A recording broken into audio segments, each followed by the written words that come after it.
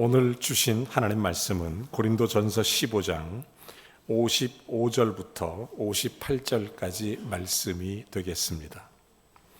고린도전서 15장 55절부터 58절까지 말씀 우리 같이 읽도록 하겠습니다. 아주 귀한 말씀 같이 읽습니다. 시작. 사망아 너의 승리가 어디 있느냐? 사망아 내가 쏘는 것이 어디 있느냐? 사망이 쏘는 것은 죄요 죄의 권능은 율법이라. 우리 주 예수 그리스도로 말미암아 우리에게 승리를 주시는 하나님께 감사하노니, 그러므로 내 사랑하는 형제들아 견실하며 흔들리지 말고 항상 주의 일에 더욱 힘쓰는 자들이 되라. 이는 너희 수고가 주 안에서 헛되지 않은 줄 알미니라. 아멘. 자리에 앉아 주시기 바랍니다. 할렐루야. 감사합니다. 좋은 아침입니다. 그죠? 예, 좋은 아침. 오늘 한번 아르헨티나식으로 인사 한번 해볼까요? 좋은 아침을 아르헨티나식으로 어떻게 할까요? 누가 말씀하셨어요? 부에노스 디아스. 제가 끝나고 커피 사드릴게요. 네, 한번 해볼까요? 부에노스 디아스. 부에노스 디아스. 예, 이거 아침 인사입니다. 예, 오후 인사 따로 있고요, 저녁에 인사 따로 있고, 아침 인사는 부에노스 디아스. 좋은 아침입니다. 이른 아침에 잠에서 깨어 너를 바라볼 수 있다면, 예, 제가 이 노래를 작년에 1년 내내 제 아내에게 불러줬습니다. 왜일까요? 황반변성이 생겼어요. 아내에게 눈에. 황반변성은 시력을 서서 잃어버려서 앞을 보지 못하는 그런 병입니다. 아주 무서운 병이죠. 그래서 바라볼 수 있을 때 열심히 바라보고 살자고.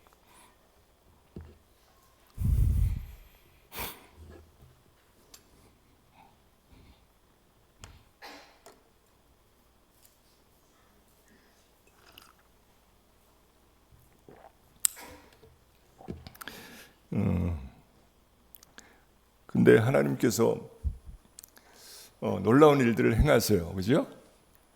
그래서 이번에 한국에 나와서 안과에 가서 검사를 했는데 황반변성이 아니래요. 네.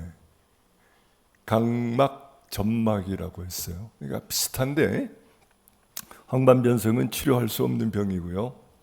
그래서 시간이 지나가면 시력을 잃어버릴 수밖에 없는 병이고, 각막점막은 치료가 가능한 거예요. 수술도 할 수 있고요. 그래서 훨씬 좋은 일이죠. 여러분들이 아시다시피 저는 근데 또 아내에게 좋은 소식이 있는가 하면 또 좀 더 나빠진 소식이 있어요. 저희 아내는 귀가 굉장히 밝았거든요. 밤에 자다가 개미 기어가는 소리도 다 들었는데 어느 날 갑자기 TV에서 둘이 앉아 설교를 듣는데 너무너무 시끄러운 거예요, 제가. 그래서 여보 이거 볼륨을 왜 이렇게 높여놨어? 그랬더니 자기는 잘 안 들린대요. 그래서 갑자기 청력이 떨어졌어요. 그래서 지금 서울에서 검사 중인데 보청기를 낄 정도는 아니고 조금 더 심해지면 보청기를 끼워야 된다고 의사가 얘기했어요. 지금 엊그저께 월요일날 세브란스에 가서 이 정밀 검사를 받았는데 아직 결과는 받지 못했고요. 뭐 좋은 결과가 있을 거라고 기대합니다. 병이 생기는 거는 노화 현상 중에 하나예요. 나이가 들어간다는 얘기입니다. 그죠? 암도 별것 아니에요. 노화 현상 중에 하나입니다. 나이가 들어가면서 누구나 생길 수 있는 게 암이기도 하고요. 다양한 병들이 우리를 찾아오죠. 저는 저희 형님들이 제 나이 됐을 때, 제가 올해 만 65세인데 제 나이 됐을 때 모두가 다 전립선 암에 걸렸어요. 그래서 저는 한 5년 전부터 아르헨티나에서 비뇨기과에 다니면서 정기적으로 검진을 했는데요. 그 남성분들은 50세가 넘어가면 전립선 특이 항원 검사라는 걸 꼭 해보셔야 됩니다. 영어로는 PSA라고 하는데 피검사를 하면 돼요. 간단한데요. 그래서 그 수치가 0에서 4면 정상이고 4 이상 되면 암에 걸릴 가능성이 있으니까 조심해야 되고요. 정밀 검사를 해야 됩니다. 그래서 안 하시는 분들이 너무 많아요. 병원에 가셔서 PSA 검사, 전립선 특이 항원 검사를 해달라고 말씀하시면 간단하게 피를 뽑아서 하는데요. 제가 그 검사를 했더니 수치가 4에서 6 사이를 왔다 갔다 올라갔다 내려갔다 그러니까 의사가 암이면 계속 올라갈 건데 올라갔다 내려갔다 그러니까 아마 뭐 그 염증이나 뭐 다른 이유가 있을 거다. 그러니까 쭉 지켜보자고 했어요. 그렇게 한 5년의 시간을 끌은 거죠. 그래서 지난 연말에 그 PSA라고 하는 피 검사를 하니까 수치가 한 7.6 정도 올라갔어요. 그래서 MRI를 찍고 조직 검사를 해보자 해서 MRI를 찍으니까 아주 조그만한 게 뭐가 까만 점 하나가 보였어요. 그래서 뭐 점 하나 보이니까 별것 아니겠다 싶었죠. 그래서 조직 검사를 했는데 22군데를 찔러서 조직을 떼어냈는데 20군데에서 암이 나온 거죠. 그래서 굉장히 암이 많이 진전이 됐다고 의사가 이야기했습니다. 그래서 한 3기 정도 되었을 거다. 그래서 아르헨티나에서 수술을 하려고 하다가 이 전립선 암은 로봇 수술을 합니다. 로봇가 수술을 해요. 이게 너무 수술하기 어려운 부위예요. 또 예민한 부위고 신경도 많고 그래서 로봇 수술을 하는데 아르헨티나에도 가능하지만 한국에 오면 훨씬 로봇 시설이 좋으니까 잘할 수 있을 거라고 생각이 돼서 지난 2월 말에 한국에 들어왔습니다. 그래서 분당 서울대병원에 가서 또 검사를 하고 그렇게 했습니다. 그래서 처음 가서 뼈 스캔을 했습니다. 그러니까 머리끝부터 발끝까지 뼈를 이제 전부 이렇게 쭉 스캔 찍는 거죠. 찍고 이제 결과를 보러 병원에 갔습니다. 다른 검사도 하고. 그래서 다른 검사를 하는 중에 의사가 이렇게 모니터에 이렇게 뜬 것을 이렇게 간호사가 이렇게 띄워놨겠죠. 뜬 것을 보고 이게 뭐야? 의사가 깜짝 놀라더라고요. 그래서 저도 직감적으로 뭔가 안 좋구나 생각이 들었죠. 그래서 뭐 안 좋은 게 있습니까? 그랬더니 선교사님 아르헨티나 빨리 못 돌아가시겠습니다 그러시더라고요. 그 의사 선생님도 예수 믿는 분이세요. 그래서 아르헨티나 빨리 못 가시겠네요. 그래서 뭐 빨리 못 가는 건 큰 문제가 안 되는데 상태가 어떻습니까? 물어봤더니 지금 상태로 수술을 할 수 없습니다. 그래서 척추하고 오른쪽 어깨 또 몇 개 장기에 암이 전이 된 것 같습니다. 그래서 전이 소견이 나왔어요. 그래서 이제 집에 돌아와서 수술도 할 수 없고 아마 다른 치료를 해야 될 것 같아. 그래서 집에 들어와서 유튜브를 찾아봤어요. 전립선 암 4기면 어떻게 되는가 찾아봤더니 6개월에서 1년밖에 살 수 없다. 그렇게 나오더라고요. 근데 그 이야기를 딱 듣는 순간에 뭔가 저를 툭 치고 들어왔어요. 죽음의 공포 같은 게 저를 이렇게 확 사로잡아 들어왔어요. 그러니까 항암 치료를 한 것도 아닌데 속이 울렁거리기 시작해요. 그리고 밥을 먹으려고 숟가락을 들면 손이 조금 후들거리는 걸 느끼게 돼요. 그래서 암 진단 받았을 때는 뭐 담담했어요. 이거 뭐 암 하나님이 치료했을 거고 뭐 의사가 수술을 할 거고 뭐 아니면 같이 살면 되지 큰 걱정이 없었는데 이게 온몸에 전이가 됐다고 하는 이야기를 들었을 때 이 죽음의 공포라고 하는 것이 이제 저에게 확 엄습해 들어왔어요. 그래서 기도하고 찬양하면 이게 떠났다가 또 좀 있으면 어느새 슬며시 파고 들어가고 이렇게 들어왔다 나갔다, 꼭 귀신이 들어왔다 나갔다 하는 것처럼 이 죽음의 공포가 이렇게 들어왔다 나갔다 그러는 거예요. 그래서 이거 내가 목사인데, 선교사인데 내가 이렇게 죽음의 공포 하나를 극복할 수 없나? 그런 생각도 들고요. 근데 이게 너무 심해지니까 그 신촌 로타리에 있는 어떤 정신과에 찾아갔어요. 가서 의사 선생인데 내가 상황이 이렇다고 얘기했더니 뭐 목사님 그건 당연한 일입니다. 누구나 그런 일을 당하면 그런 증상이 올 수 있습니다. 걱정하지 마세요. 안정제를 좀 드시면 될 겁니다 하고 신경안정제를 처방해 주셨어요.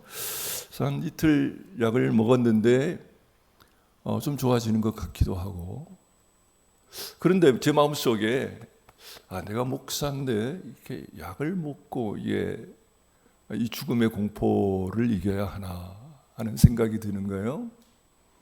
그래서 한 이틀 먹다가 안 먹었어요. 이제 제가 한국에 들어오면서 2월 말에 이렇게 유튜브를 보다 보니까 맨발로 걷는 게 건강에 굉장히 좋다고 그러더라고요.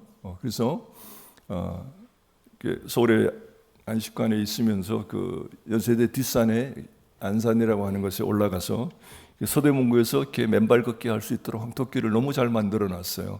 이제 거기 가서 맨발로 이렇게 걷고 그랬는데, 어느 날 의사가 한 3주 후에 다시 한번 정밀 검사를 해보자. 그러니까 병원에 주말에 입원해서, 주중에는 너무 바쁘니까 주말에 입원해서 정밀 검사를 다시 한번 해보자고 의사가 얘기했어요. 그래서 그 3주를 기다리는 동안에 열심히 기도했죠. 제 생각에 그렇게 열심히 기도해 본 적이 없는 것 같아요. 사람은, 인간은 누구나 똑같아요. 절실해야 진짜 기도가 나와요. 제가 강릉에 어떤 교회를 다니고 있었는데 그 교회 교인들이 그래요. 자기들도 거기 다 아픈 사람들이 너무 많아요. 그러니까 목사님이 병 고치는 은사가 있는 교회인데, 그래서 아픈 사람들이 많이 몰려오는 교회예요. 그러니까 성도들이 하는 말이, 아프려면 강릉 사투리로 뒤지게 아파야 된대요. 뒤지게 아파야 하나님을 찾는 마음이 생기고, 그때 간절한 정말 진짜 기도가 그때 시작이 된다고 그러더라고요. 그래서 대충 아프면 그냥 병원에 왔다 갔다 다니고 그러잖아요. 근데 의사도 손 못 쓰겠다고, 그리고 그렇게 되면 방법이 없으니까 이제 하나님만 의지할 수밖에 없으니까 하나님께 전적으로 매달리게 된다. 오히려 그게 축복이다. 그런 얘기들을 하더라고요. 그래서 저도 이제 뭐 한 6개월에서 1년밖에 못 산다고 하니까 하나님 앞에 열심히 기도하기 시작했습니다. 하루에 3시간 기도하고 하루에 3시간 맨발로 걷는다. 이렇게 제가 정해놨고요. 그걸 매일마다 잘 지키려고 노력했습니다. 지금도 맨발로 제가 걷는데 사람들이 저보고 이제는 맨발교 교주님이라고 부르십니다. 제가 졸지에 맨발교 교주가 됐습니다. 강릉에서 산에 가서 걷다가 요즘 가을이 되니까 밤송이들이 많이 떨어졌잖아요, 산에. 밤송이들이 착 깔려 있어서 밤송이 하나를 이렇게 비켜서 건너뛰다가 다른 밤송이를 밟아버렸어요. 어떻게 됐겠어요? 발바닥에 아무것도 찔리지 않았고 밤송이가 박살이 났어요. 그만큼 제 발바닥이 이제 곰 발바닥처럼 됐다는 거죠. 무장공비 발바닥처럼 아주 단단하게 됐습니다. 그래서 하루에 3시간 기도하고 하루에 3시간 이상 맨발 걷기 하면서 이제 쭉 하루하루 지내는데, 어느 날 기도하고 밤에 잠을 자는데 자다가 놀라서 깼습니다. 왜냐하면 뭔가 귀에서요 고막이 터지는 것 같은 그냥 엄청난 소리가 쨍 하고, 귀 이렇게 잘못하다 이렇게 뭐 어렸을 때 귀 맞아 보신 적 있어요? 딱이 맞다가 귀 맞으면 이 고막이 터지는 것 같이 쨍 하는 소리가 있죠. 예? 그러면 고막이 터지는 것 같은 쨍 하는 굉장한 큰 소리가 팍 났어요.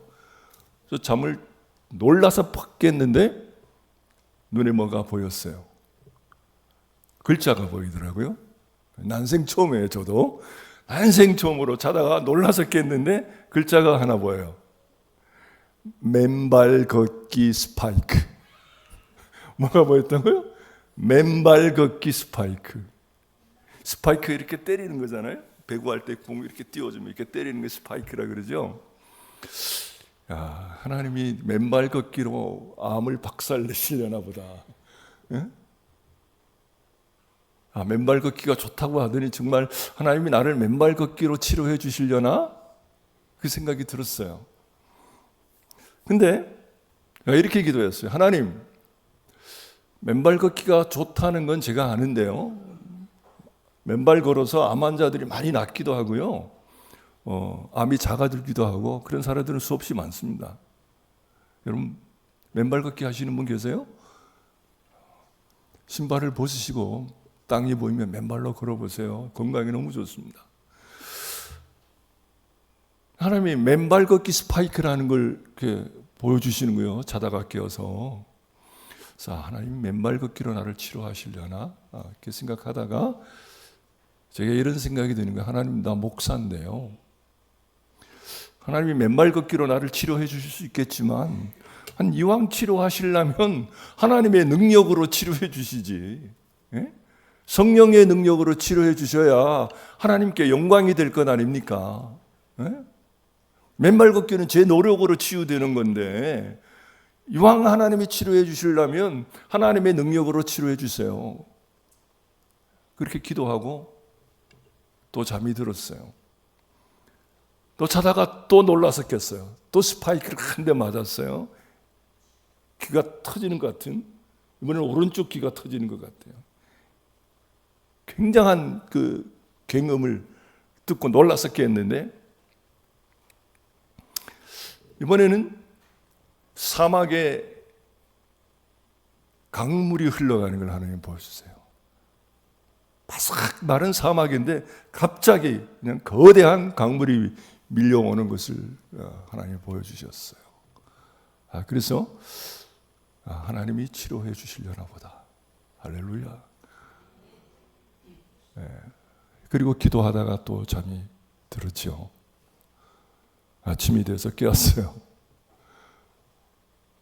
그리고 이제 몇 주가 지난 다음에 주말에 병원에 입원해서 펫CT 찍고 또 CT, 흉부, 복부 CT 찍고 척추 MRI 찍고 또 오른쪽 어깨 MRI 찍고 그렇게 정밀 검사 5가지를 2박 3일 주말에 병원에 입원해서 했는데요. 며칠 후에 결과 보러 병원에 갔습니다. 의사 선생님이 수많은 환자를 보잖아요. 그러니까 모니터를 이렇게 켜놓고 컴퓨터를 이렇게 보더니 아무것도 안 보이네. 5가지 정밀 검사를 했는데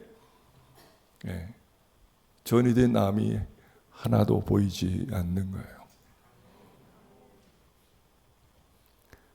그러니까 전이가 됐다고 했을 때는 수술을 할 수 없다고 했어요. 이제 전이가 없는 게 확인됐으니까 원래 잡혔던 날짜대로 수술을 하기로 하고, 그런데 의사는 믿을 수가 없는 거예요. 자기 눈으로 봤는데. 그러니까 시시한 의사가 아니고요. 서울대병원의 의사예요. 서울대 출신이고요.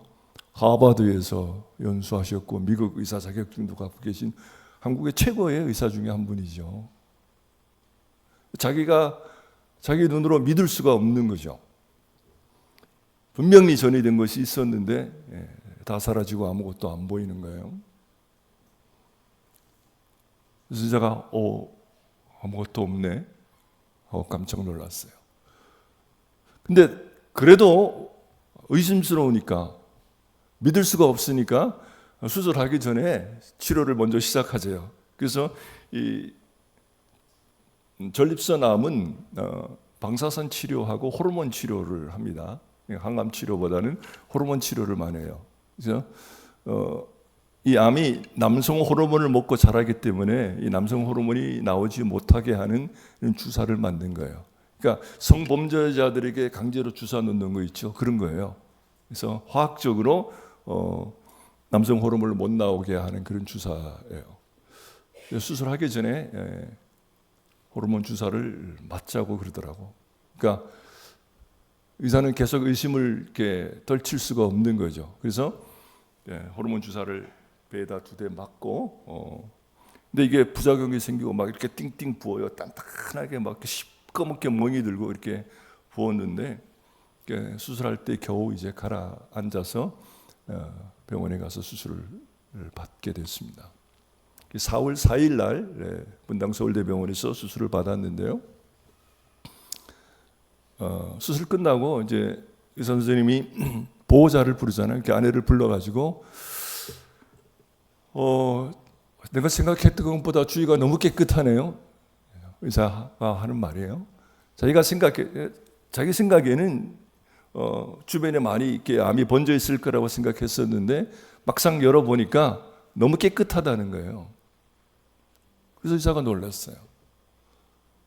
그리고 한 열흘이 지난 다음에 이제 실밥 떼고, 요즘은 이렇게 실로도 꼬매지 않대요. 호치켓을 이렇게 박아놔요.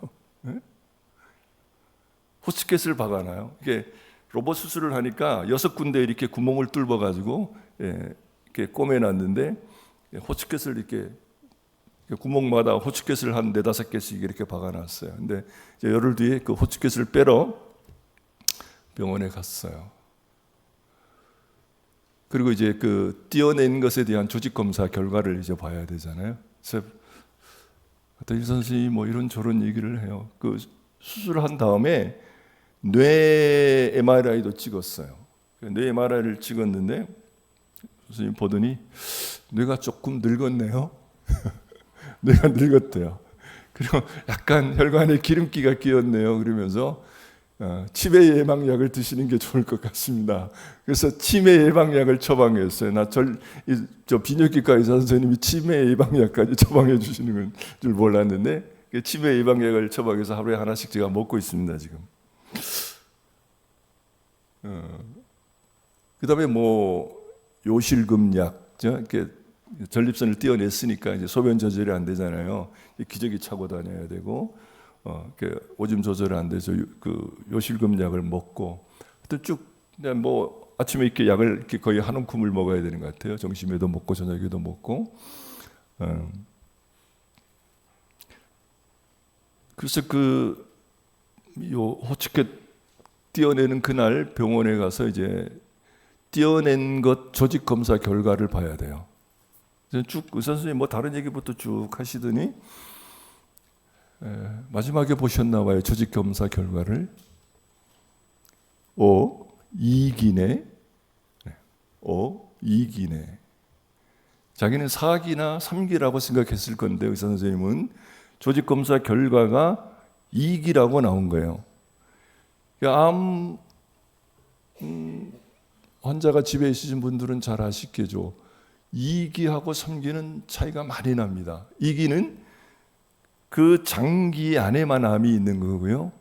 3기는 그 주변에 조금 전이가 된 게 3기고요. 그러니까 암에 숙주가 생겨서 어디든지 돌아다닐 가능성이 있는 언제든지 어디서 암이 이렇게 나올 수 있는 그게 3기고요. 4기는 먼 거리까지 암이 전이된 걸 4기라고 해요. 그러니까 2기하고 3기는 굉장히 차이가 많이 나는 거예요. 저희 선생님이 보더니 2기네.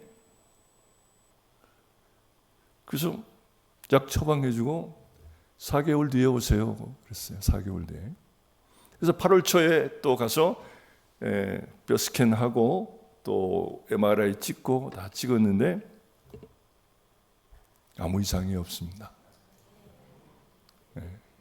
그래서 내년 3월에 오세요. 내년 2월에 오세요. 그랬어요. 그래서 우리가 2월 달은 그렇고요. 3월에 오면 안 됩니까? 그랬더니 아무 문제 없습니다. 3월에 오세요. 그래서 내년 3월에 예약을 잡아놨고요.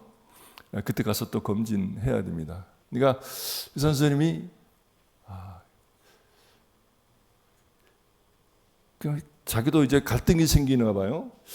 뼈 스캔을 또 해봐야 되나, MRI를 또 찍어봐야 되나, 갈등을 한참 혼자서 갈등을 하시더니 그래도 내년에 한번 또 찍어봅시다 그러셨어요. 그래서 남은 3월 달에 가면 또 이 뼈 스캔하고 MRI를 또 찍어봐야 되는데요. 아무 이상 없을 겁니다. 그렇죠? 하나님이 치료하시니까 아무 이상 없어요. 근데 제가 이 과정을 이렇게 겪으면서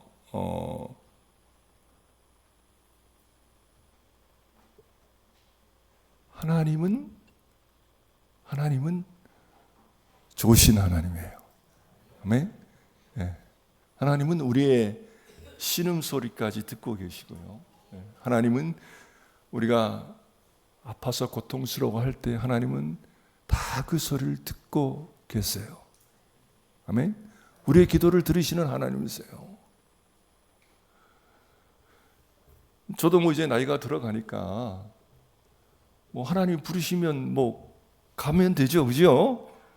하나님 부르시면 가면 돼요. 뭐 우리 예수 믿는 사람이 죽으면 더 좋은 데 가는데 뭐 걱정이 있어요, 그죠? 근데 너무 고통스럽게는 죽지 않았으면 좋겠어요, 그렇죠? 암 걸리면 너무 고통스럽잖아요. 그러니까 누군가 언젠가는 우리가 다 하나님 앞에 가야 되는데 그 순간에 우리가 너무 고통스럽지 않았으면 좋겠다. 근데 암 환자들이 두 가지 이유로 고생하다가 죽어요. 뭘까요? 그 두 가지가. 하나는요, 죽음에 대한 공포입니다. 제가 경험해 봤잖아요. 사형 선고, 암 선고 받았을 때는 아무렇지도 않았어요. 근데 암이 온몸에 퍼졌다고 했을 때, 그건 사형 선고잖아요. 6개월에서 1년밖에 살 수 없다는 사형 선고인데, 그때 이 죽음의 공포가 저를 탁 치고 들어오는데요. 너무너무 무서워요. 이게 감당이 안 돼요, 이 죽음의 공포는요. 그러니까 암 환자들이 왜 죽느냐 하면 첫째는요, 이 죽음의 공포예요. 제가 경험해 보니까요, 밥도 잘 못 먹게 했어요. 속이 울렁거려요. 팔도 흔들거리고요. 그만큼 죽음의 공포는 무서운 거예요. 그러니까 암 환자들이 이 죽음의 공포 때문에 힘들어해요. 호스피스 병동에, 암 환자들이 이제 마지막 시간을 보내는 호스피스 병동에 가면 밤에 불을 안 끕니다. 왜 밤에 불을 안 끌까요? 저승사자가 오는 게 보이니까요. 우리의 육체가요, 육체의 힘이 다 떨어지면요, 영의 눈이 열려요. 자, 마지막 순간에 이 영적 세계를 보는 분들이 너무 많습니다. 우리 예수 믿는 사람은 하나님의 천사가 우리를 데리러 오는 것을 볼 수 있어요. 많은 사람들이 그걸 봐요. 제가 아는 어떤 목사님 아버님은 돌아가시기 하루 전에, 야, 내일 장례 준비해라. 멀쩡하셨는데요, 밤에 주무시다 돌아가셨어요. 그 전날 장례 준비하라고 얘기해놓고 주무시다가 밤에 돌아가셨어요. 하나님이 눈을 열어서 보여주신 거죠. 자, 예수 믿는 사람이든 안 믿는 사람이든 죽음에 임박하게 되면, 우리의 육체가 쇠잔하게 되면 우리의 영의 눈이 열려서 보지 못하는 것들을 볼 수 있게 돼요. 그러니까 호스피스 병동에 가면 이 말기암 환자들이 시커먼 것들이 밤에 자기를 데리러 오잖아요. 안 간다고 소리 지르고요, 아글아글 쓰고 무섭다 그리고, 그래서 밤에 불을 못 끄게 합니다. 자, 죽음의 공포가 그렇게 무서운 거예요. 이제 두 번째는 항암 부작용이에요. 항암 부작용. 항암 치료가 무섭잖아요. 모든 점막을 태우는 거거든요. 암의 점막을 태워서 암을 없애는 게 항암 치료인데요. 암의 점막을 태우려면 우리 몸에 있는 모든 점막을 다 태워요.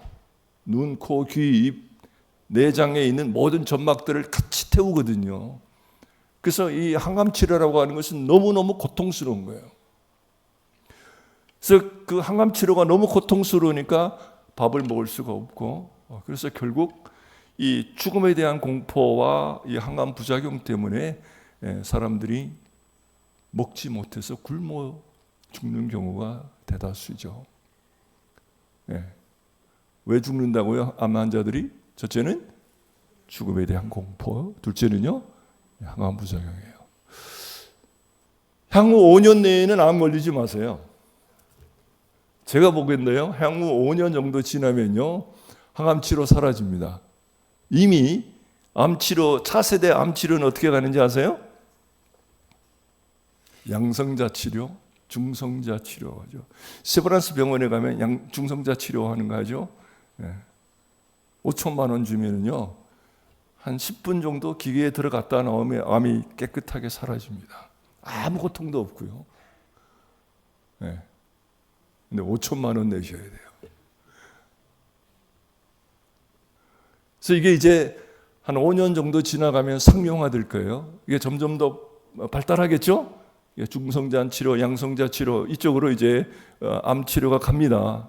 그러면 암이 거의 정복되는 거죠. 그러니까 재수없게 5년 내에 암 걸리지 마세요. 한 5년만 참으세요. 그러면 암 치료가 획기적으로 이제 달라질 겁니다. 그러니까 너무 걱정하지 마세요. 암 걸리실까 봐. 한 5년만 견디면 암 별거 안 하게 될 것 같아요. 자, 그런데 문제는 뭐냐 하면 죽음에 대한 공포예요. 이건 무시무시합니다.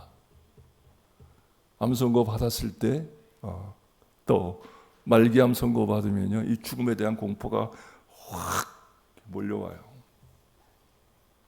그때 어떻게 하실 겁니까?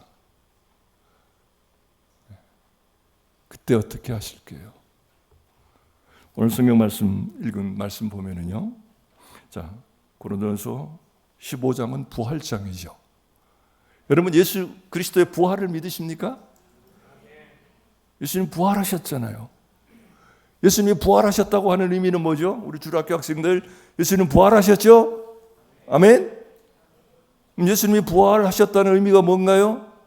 예수님이 죽음의 권세를 이기셨다는 거예요. 할렐루야! 예수님이 죽음의 권세를 이기셨어요. 예수 믿는 우리는 예수 그리스도 안에서 이 사망의 권세를 이겼습니다. 55절 말씀 보면 사망아 너의 승리가 어디 있느냐? 사망아 내가 쏘는 것이 어디 있느냐? 사망에 쏘는 것은 죄요 죄의 권능은 율법이라. 사망아 너의 승리가 어디 있느냐? 사망아 너의 쏘는 것이 어디 있느냐? 사망이 독침을 우리에게 쏩니다. 엄청난 두려움으로 속이 울렁거리게 만들고 숟가락을 들 힘도 없이 손을 흔들거리게 할 수도 있지만, 그러나 예수 믿는 우리는요 이 사망의 권세를 이긴 자들입니다. 우리가 다양한 원인으로 언젠가는 이 죽음을 맞닥뜨려야만 합니다. 아멘? 누구나 젊은이나 노인이나 누구나 이 죽음과 한 번은 맞닥뜨려야 되는데 그때 어떻게 그 죽음을 만나실 겁니까? 당당하게 사망아 너의 쏘는 곳이 어디 있느냐? 왜요? 예수님이 사망의 권세를 이기셨으니까. 예수님이 사망의 권세를 이기셨습니다. 여러분 주기도문에 보면 주기도문이 이렇게 시작하죠. 하늘에 계신 우리 아버지 나라가 임하옵시며, 그 다음에 뭐죠? 뜻이 하늘의 주름같이 땅에서 이루어지리다. 그 다음은요, 오늘날 우리에게 일용할 양식을 주옵시고. 자, 주기도문에 왜 일용할 양식을 달라는 기도가 들어가 있을까요? 그럼 무슨 말이에요? 일용할 양식. 아니 기도할 게 많은데 뭐 이렇게 일용할 양식을 달라고 기도하라고 예수님 하셨을까요? 일용할 양식이 아니라 우리는 어떻게 기도합니까? 하나님 죽을 때까지 먹고 살 양식 주십시오. 그렇게 기도하잖아요. 그죠? 기도 안 해요? 죽을 때까지 먹고 남을 양식 주십시오. 그렇게 기도하잖아요. 근데 예수님은 그렇게 기도하라고 안 했어요. 뭘 기도하라고요? 일용할 양식을 달라고 기도하래요. 이게 무슨 의미죠? 구약시대에 광야에서 이스라엘 백성들이 만나를 먹었잖아요. 매일마다 하루씩만 거둘 수 있도록 했죠. 그죠?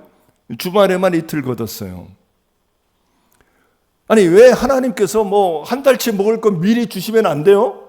아니면 적어도 일주일치 먹을 거 하나님 주시면 안 되나요? 왜 매일매일 귀찮게 나가서 만나를 거두라고 하셨을까요? 왜 예수님께서 우리에게 기도를 가르쳐 주시면서 일용할 양식을 구하라고 하셨을까요? 왜요? 여러분, 내일 먹을 끼니가 없어져 본 적 있으세요? 없지요. 그럴 일 없어요, 한국에서 이제. 예? 늘 먹을 게 쌓여 있잖아요, 그죠? 냉장고 열면 적어도 한 달 먹을 건 있어요, 그죠? 근데 일용할 양식을 구하는 것은요, 하나님만 바라보는 거예요. 의지할 것 아무것도 없어요. 오늘 먹으면 내일 먹을 것 없어요. 하나님 우리를 그렇게 살으라는 거예요. 그래서 예수님 말씀하신 부자가 천국에 들어가는 것이 어떻다고요? 낙타가 바늘 끼로 들어가는 것보다 더 어렵다는 거예요. 부자 되지 말아야겠네. 그 말씀은 아니에요. 걱정 마세요. 부자도 천국 들어갈 수 있어요. 그런데 하나님 말고 다른 것 의지할 것들이 많이 생기면 어떻게 된다는 거예요? 하나님 의지 안 하게 된다는 말이죠. 부자신가요? 돈 많으세요? 걱정하지 마세요. 하나님만 잘 의지하시면 돼요. 돈보다 하나님 더 의지하면 문제 없습니다. 그런데 그것이 쉽지 않다는 거죠. 그래서 예수님은 일용할 양식을 구하라는 거예요. 내일 일은 난 몰라요. 하루하루 살아요. 불행이나 여행함도 내 뜻대로 못해요. 험한 이 길 가고 가도 끝은 없고 고네요. 같이요. 주님 예수 발레미사 내 손 잡아주소서. 내일 일은 난 몰라요. 하루하루 살아요.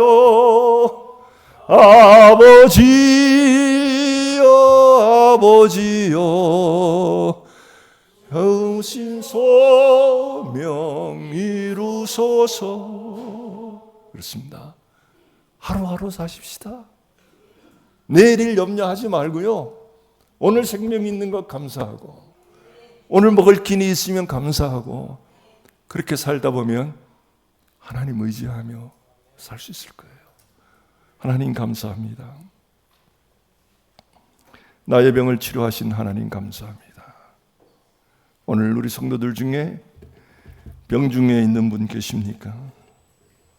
주님 손을 얹으십시오. 주님 치료해 주십시오. 예수의 이름으로 사랑하는 우리 성도들을 괴롭히는 병만은 떠나갈지어다. 예수의 이름으로 모든 질병은 치유함을 받을지어다. 치유함을 받을지어다. 할렐루야. 감사합니다. 예수님 이름으로 기도합니다. 아멘.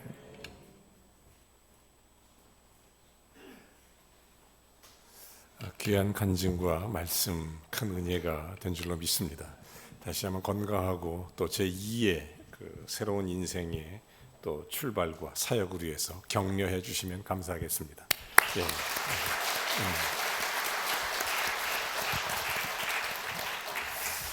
선교사님 간증 들으면서 제가 종합병원 투어하고 온 것 같아요.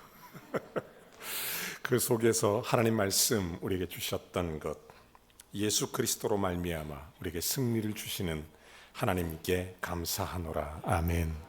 늘 이기게 하실 줄로 믿습니다. 우리 다 같이 일어나셔서 주님을 찬송합니다. 찬양하라 내 영혼아, 함께 찬양합니다.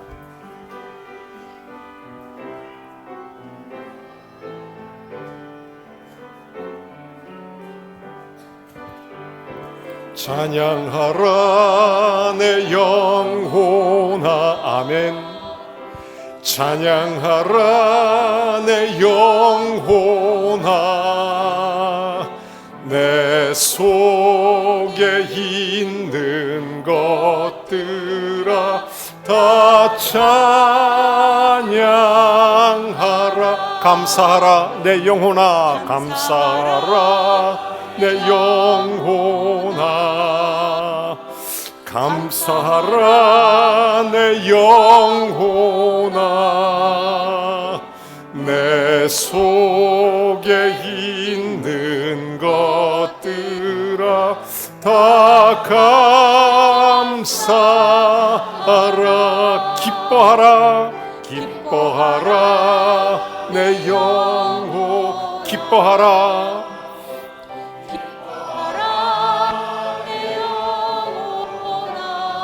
내 속에 있는 것들아, 아멘.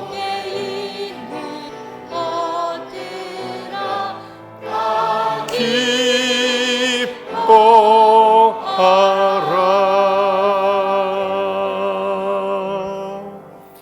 이제는 우리 주 예수 그리스도의 은혜와 하나님 아버지의 극진하신 사랑과 성령의 교통 내주 충만하심이 우리에게 이김을 주시는 예수 그리스도의 승리가 오늘 예배하는 성도들 머리머리 위에, 그들의 가정과 삶 위에, 특별히 우리의 영육 간에 그리스도의 은혜로 임하기를 우리 구주 예수 그리스도의 이름으로 간절히 축원하옵나이다.